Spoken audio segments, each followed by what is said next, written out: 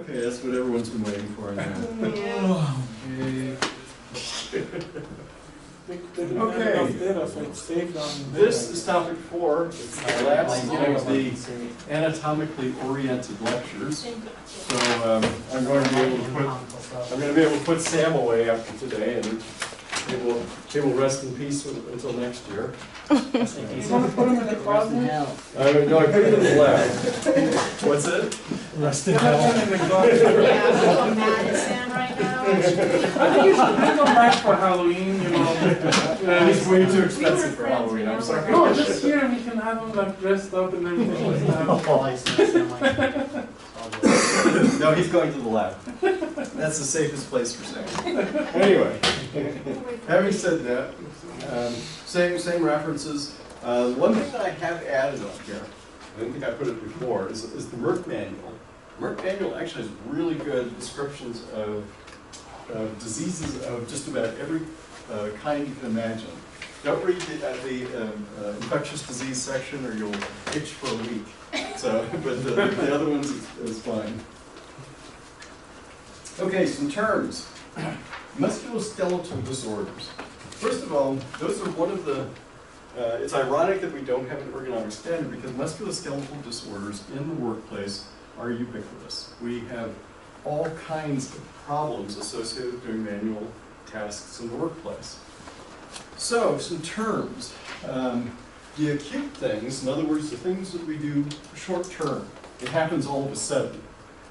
These are the things that that OSHA calls strain, sprains, slips, trips, and falls. Okay. Just out of curiosity, what differentiates a slip and a trip and a fall? Well,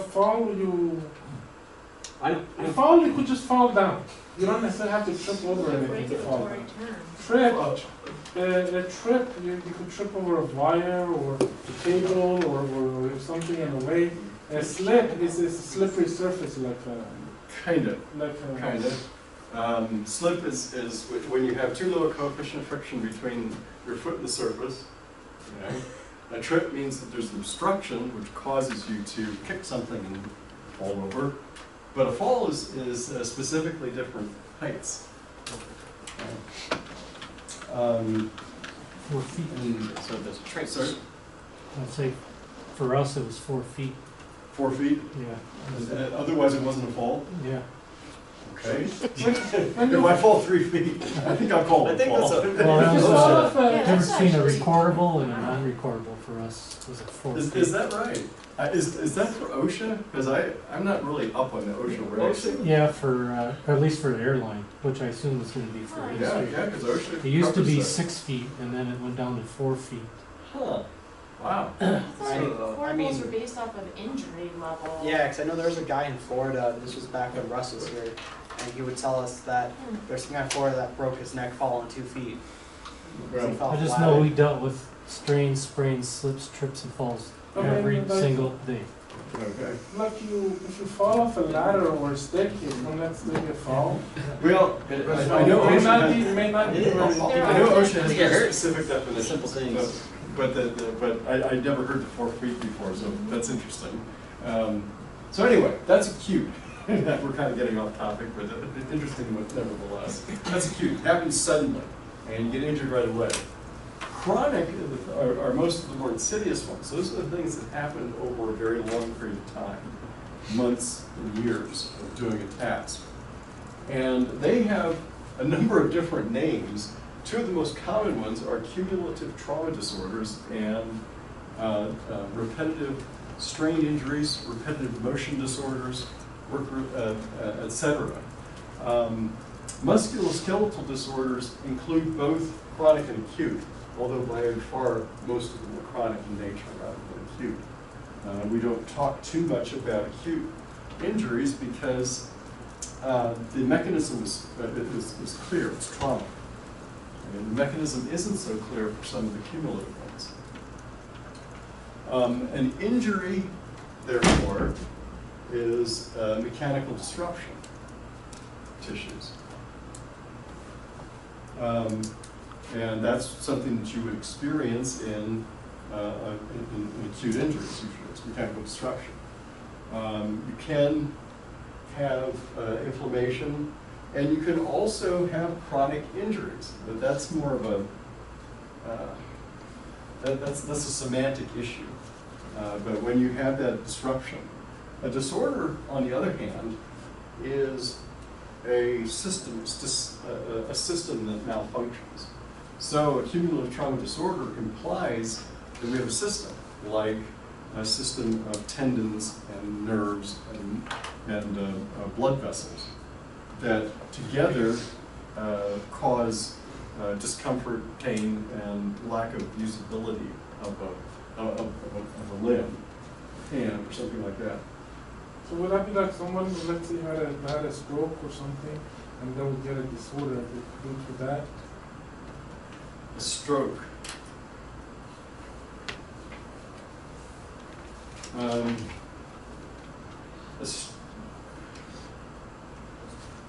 Depending on what the outcome of it is, yes. Yeah, I suppose that could be. That's outside of my area of expertise, but I think by this definition that would be true.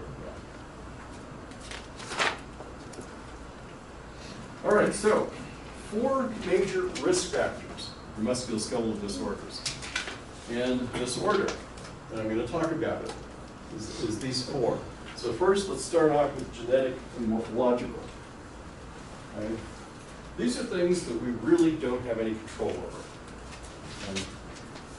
We don't have control over carpal tunnel diameter, for instance. Carpal tunnel diameter is what we're born with, and it depends on the size of the bones of the wrist and the size of the flexor retinaculum that crosses over there. And depending on the size of that, it depends on how susceptible you are to compression of the contents of the carpal tunnel. We don't have any control over the shape of our bodies to an extent. And now, if you gain 300 pounds, yes, you do have some control over that, and you do have control over the level of, your level of conditioning. But largely, things like carpal tunnel diameter and gender, we have little control over, right? Because there are some things that are more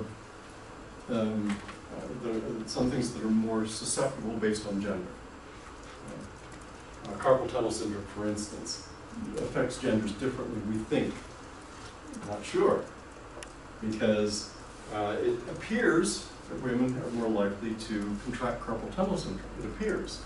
However, when you go into light manufacturing, and I think I mentioned this already, and you walk into the plant where they're doing this all day long, who's doing it? It's women. Exactly. Yeah. Exactly. So it's difficult to separate that from exposure. Okay.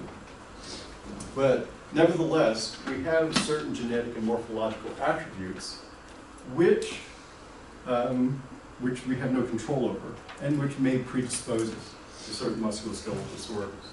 So I can't say too much about that. This I can say a lot about. Psychosocial. These are things that are in our jobs, in the way the job is structured, in the way we are managed, in the way we are expected to work, which can manifest themselves physically through stress and the excretion or secretion of hormones, and et cetera, et cetera. Right? These are just some of the low pay job content. Job content. Anybody ever go to the assembly line at Ford or GM or anything like that? Did anybody ever see those jobs? Yep. Yeah. Okay. I couldn't do that for an hour without going crazy. How these guys can do this 10 hours a day plus for however long, year after year after year, is beyond me. That is zero job content. And jobs like that are more likely to injure people, partly because of the repetitive nature of it.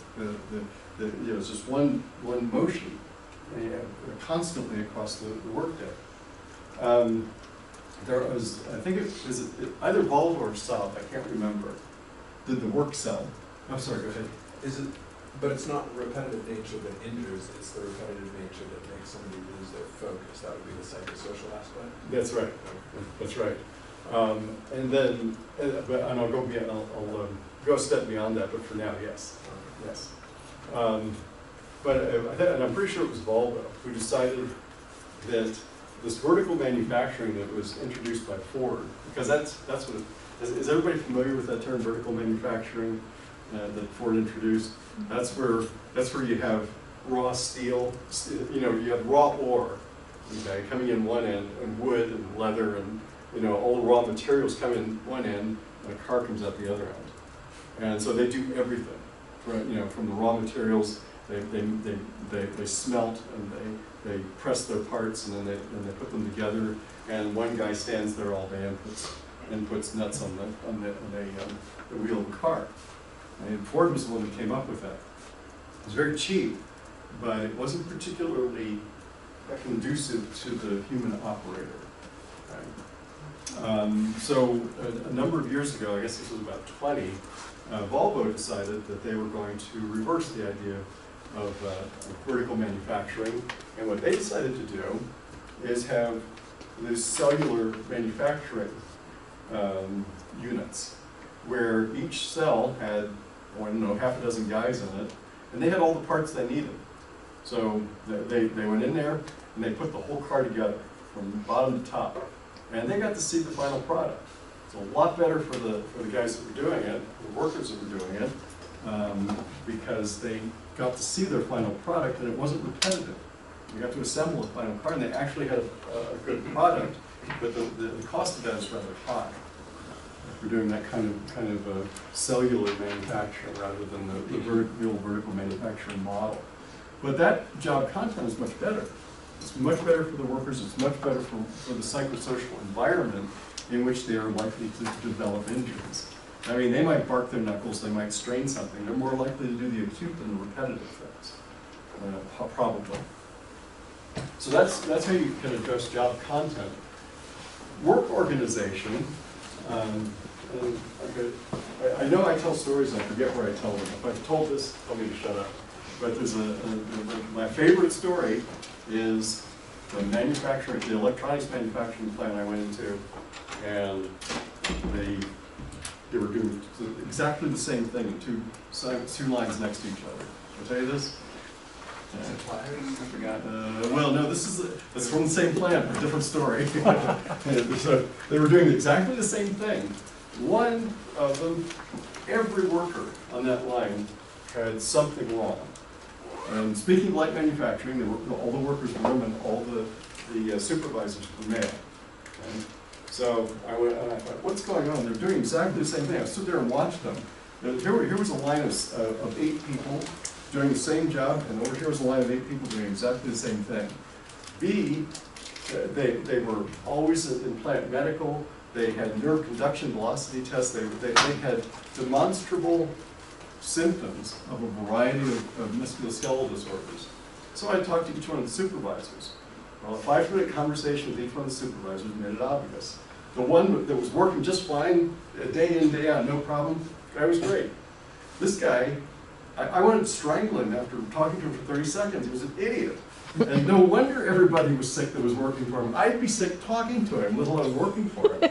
So it was that type of work environment that causes tension and, like I said, release of hormones and that sort of thing actually can manifest itself physically in a variety of physical symptoms that are demonstrable. They're not well, you say they're not psychosomatic, but they're psychosomatic in the sense that your emotional state influenced your physical well-being. Okay, but it wasn't a demonstrable physical manifestation. Also, if you're dissatisfied with the pay, that is another thing. If you think you're being underpaid and underappreciated. Non-occupational factors. These will play in. You can't always ask people about them, but there are non-occupational factors that will manifest themselves. The big ones, I think, is what you do off work. If you have a manually intensive task that you do at work, and then you go home and you tie flies, as a hobby, or you knit, or something that you reproduce pretty much the same activity at home, you're going to aggravate a condition, or you're going to induce a condition that you might not otherwise. Now, you can't find that out for most people, and you can't really ask workers about that, but you should be aware that there are non-occupational factors that can aggravate it or help to induce it. They can be synergistic in producing the condition. Also, the mood. I mean, if somebody storms into work after having a fight with their spouse that morning, they're probably more likely to injure themselves either acutely or through tension. Okay? So you just have to be aware that non-occupational factors can play a very large role, and you should recognize it, but you can't necessarily ask your employees about this sort of thing. It's beyond the purview, but you should be aware of the fact that is a possible influence. I've sent people home for coming in, and then I found out that they had a fight with their wife. I told them to go home. Paid them, of course, but can't take the risk of having somebody having a trauma on the job. And if I knew about it and I didn't take action, I could be in jeopardy. That's a very good point. Is that if you do find out about it inadvertently, the responsible thing is to do just that, is to make sure that they're not exposed. They're not there to injure themselves or someone else. And then also just personality. Some people are far more likely to take shortcuts and injure themselves than other people are. It's a personality attribute.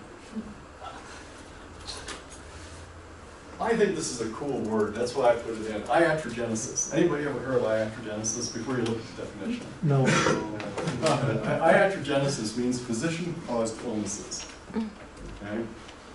And iatrogenesis can be directly from what a physician does. In other words, does an operation that injures you further. Okay, that's the most obvious. To labeling. Okay? Mislabeling or misdiagnosing can have a deleterious effect as well. So, if you're mislabeled, you may end up behaving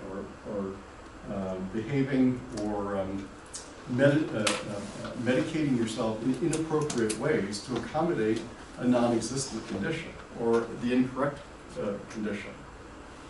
So this is something that when you label something, you run the risk of the person exhibiting pain behavior.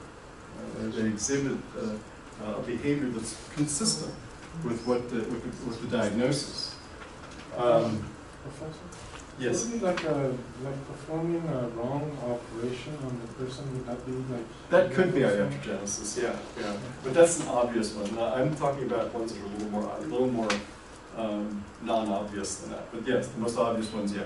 If you go in, it operates on your knee rather than your arm. Yeah, sure. Do you have questions, Scott? So it's similar in a way, sort of like the placebo effect, where they think something's wrong, and so they operate on an area of the body that has no connection to it. Placebo is usually when you believe there's going to be a benefit from something which has no intrinsic benefit, and that belief causes an improvement.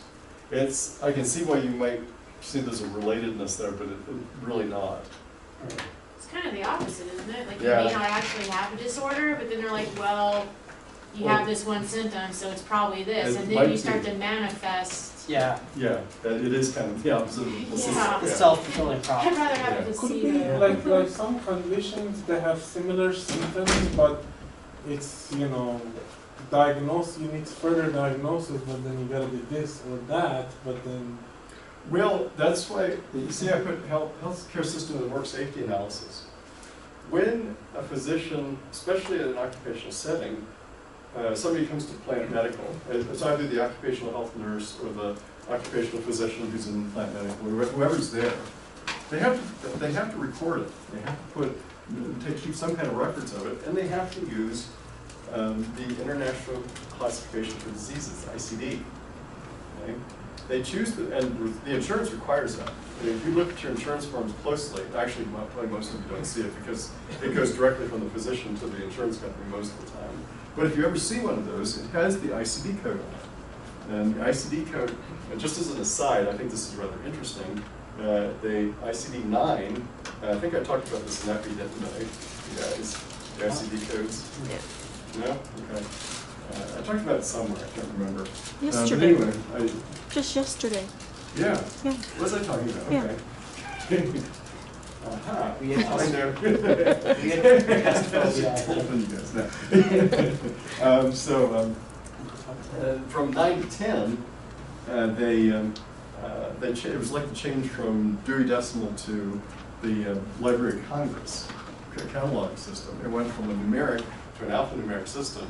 So, and it took them 15 years, I actually more than that, because it was about 98 or 99 that they introduced ICD-10, and just the other couple of months ago I heard that they're finally going to implement ICD-10 because there was so much resistance to it. I mean, there are people that make careers on translating between ICD-9 and ICD-10 because there's such a difference. Why they did that, I don't know, it's ridiculous. So they have to put, the point that I was getting to, they have to put an ICD code. Otherwise, your insurance won't cover it. And so it's our healthcare system, our work analysis system, all requires a label. So it's not just the physician's fault. I mean, if they misdiagnose it, yeah, but it's not just their fault. I mean, they have to give you some kind of a code, and they'll use the best one that they know. And that may be the wrong one. That may introduce this expectation and this behavior according to a certain label. Okay, so that was the psychosocial. Like I said, there's a lot going on there. I don't. Sorry. So,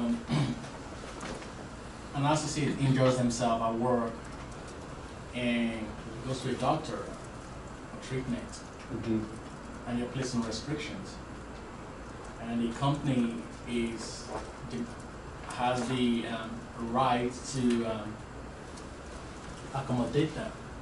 So, are you saying that the labeling that probably the physician might have documented that the company is enforcing might affect the associate behavior? Is that what you're saying? It might, yeah, if it's incorrect. If it's drastically incorrect, it might.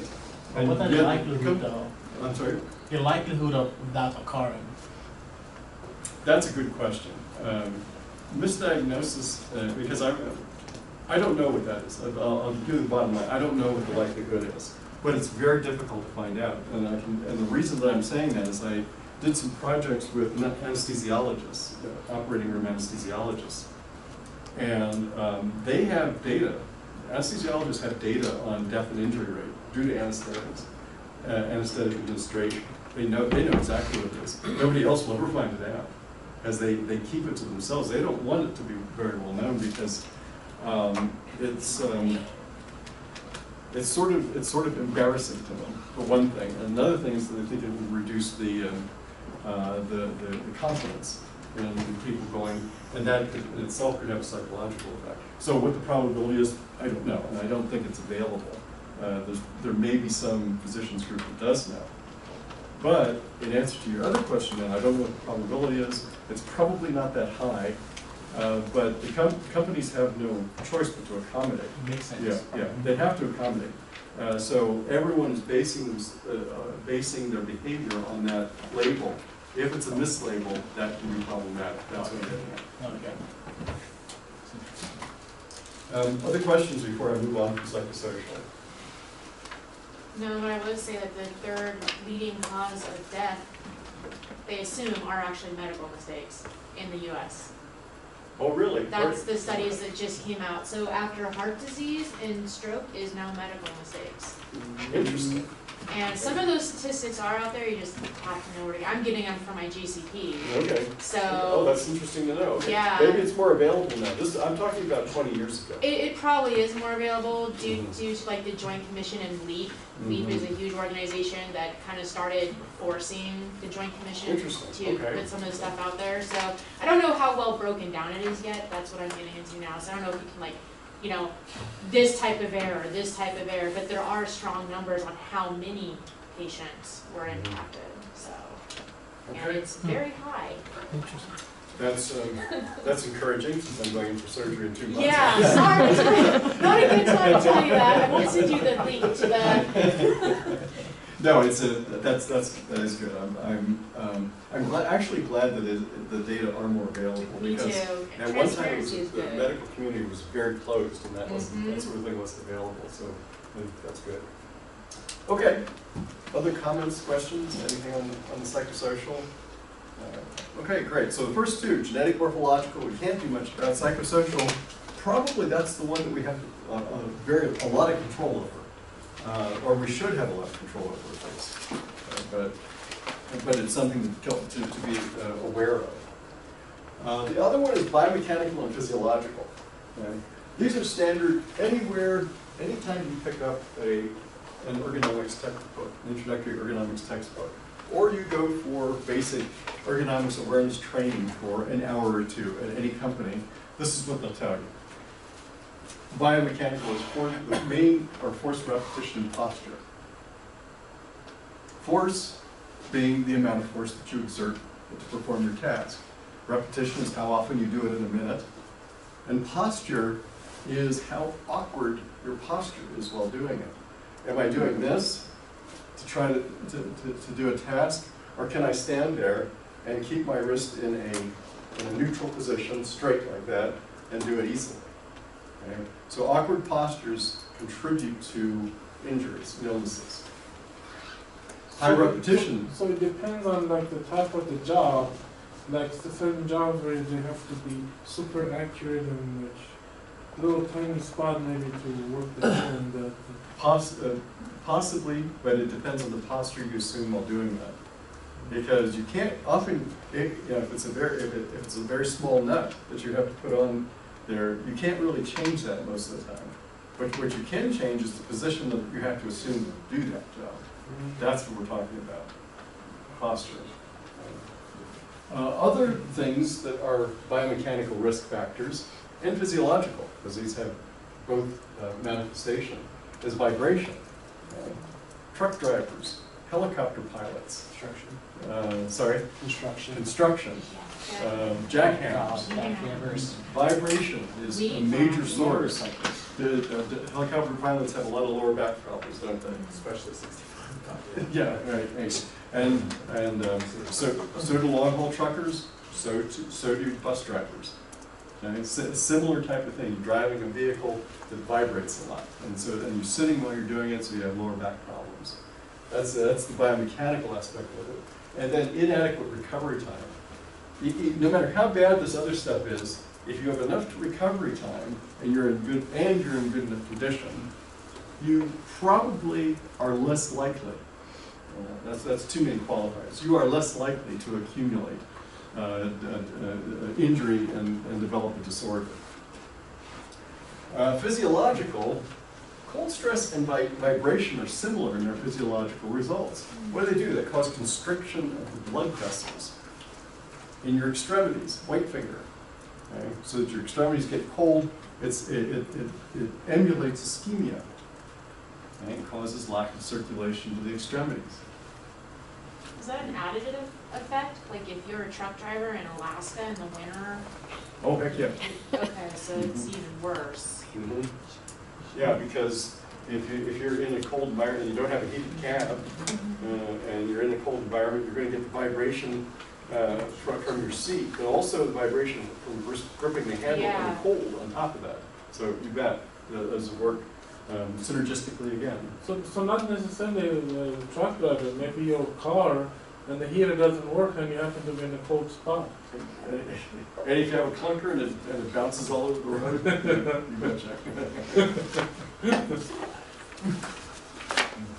Okay, so that's the third set of risk factors. Is biomechanical, and the fourth set of risk factors is physiological. And so the ones that we talked about, the four major risk factors: genetic, morphological, psychosocial, biomechanical, and physiological. And these are the sources that you have to look for the causes for a condition. Don't have to memorize this. First time I showed this, the whole class panicked and threw their hands up in the air. And no, you don't have to memorize this. I just think this is really an interesting way to look at it. Yeah. This shows that genetic morphological traits cause a predisposition.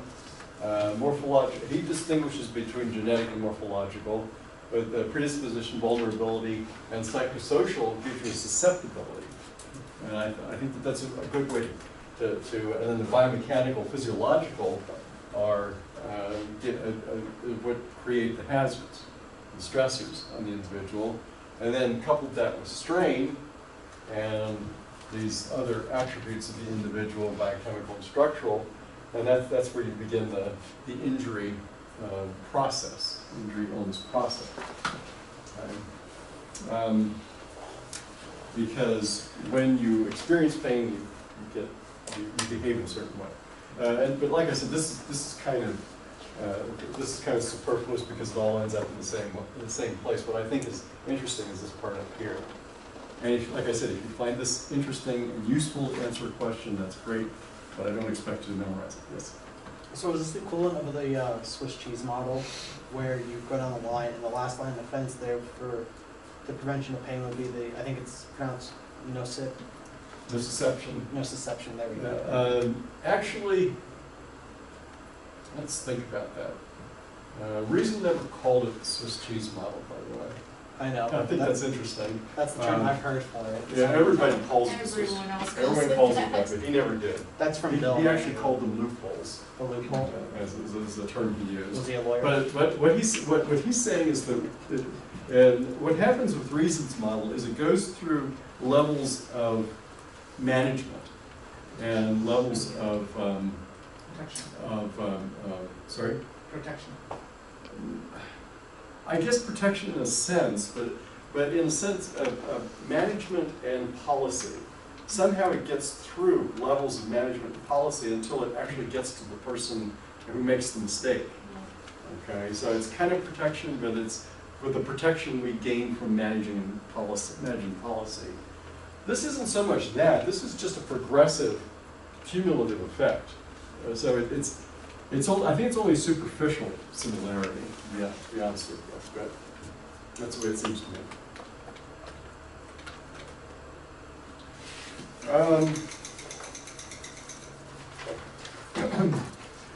What I want you to get from this slide is that in preparation for the ergonomic standard, and I hate to keep talking about this thing because it only lived for 4 or 5 months, but a lot of work went into this, and a lot of it was significant, substantial. One of them was that CDC NIOSH in '97 published a book, and I have it over there. It's about that thick.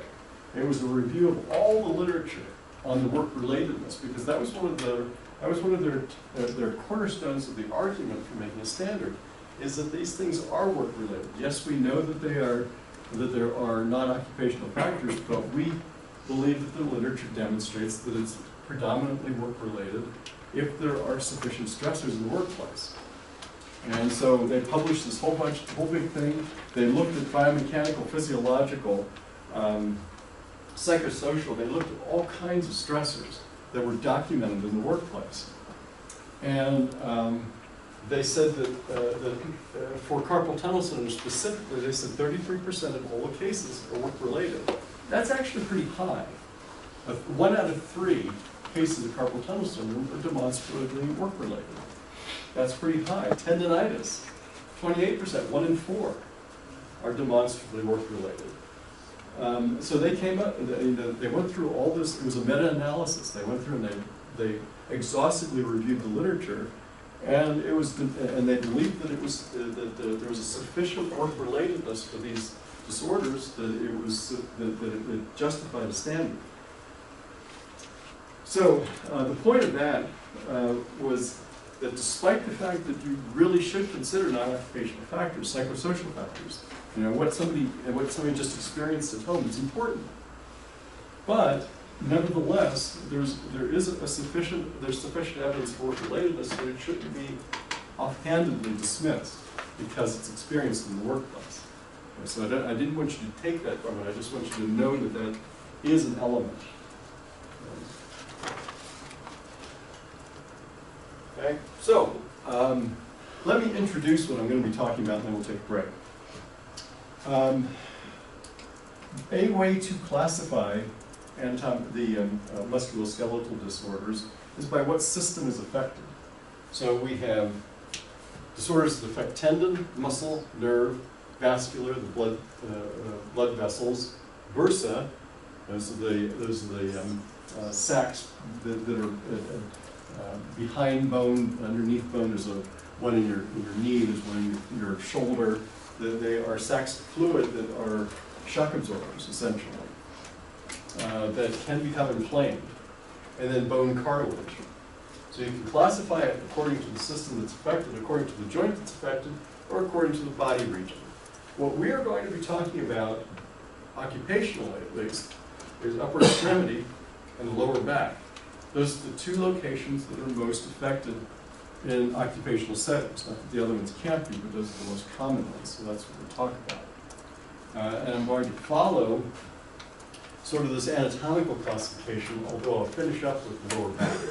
Because the lower back is kind of unique in some ways, different.